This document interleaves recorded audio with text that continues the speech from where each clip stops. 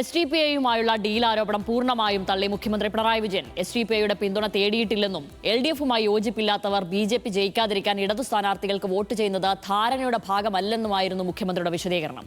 കൊല്ലത്തെ വാർത്താ സമ്മേളനത്തിൽ ചിലർ സീൻ സൃഷ്ടിച്ചുവെന്നും പിണറായി വിമർശിച്ചു.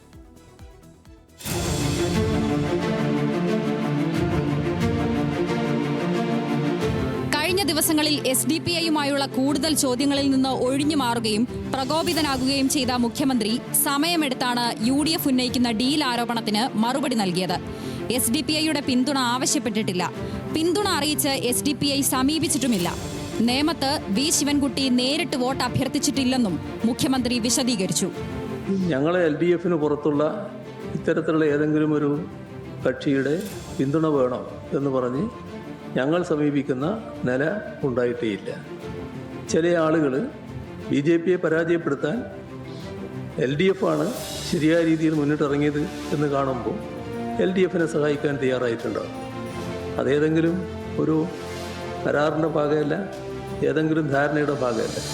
SDPI വോട്ട് വേണ്ടെന്ന് UDF പറഞ്ഞതിന് സമാനമായ നിലപാട് LDFും സ്വീകരിക്കുമോ എന്ന ചോദ്യത്തിന് മുഖ്യമന്ത്രിയുടെ മറുപടി ഇങ്ങനെ: ഏത് കാലത്താണ് നിങ്ങൾ ജീവിക്കുന്നത്? ഏത് നാട്ടിലാണ് നിങ്ങൾ ജീവിക്കുന്നത്?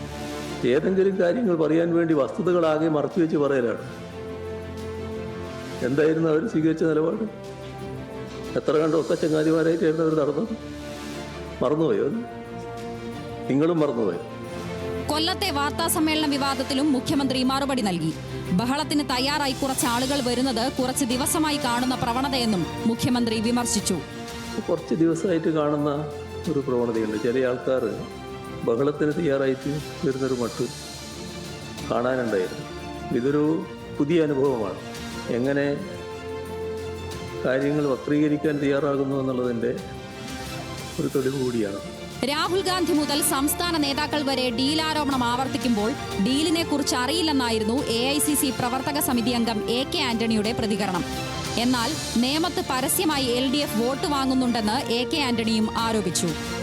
പരസ്യമായി പോലും SDPയുടെ സഹായം നേമത്തെ മാർക്സിസ്റ്റ് പാർട്ടി സ്ഥാനാർത്ഥിക്ക് സ്വീകരിക്കേണ്ടി വന്നത് കാറ്റ് വാങ്ങിച്ചുകൊണ്ടല്ലേ. News desk, news Malayalam.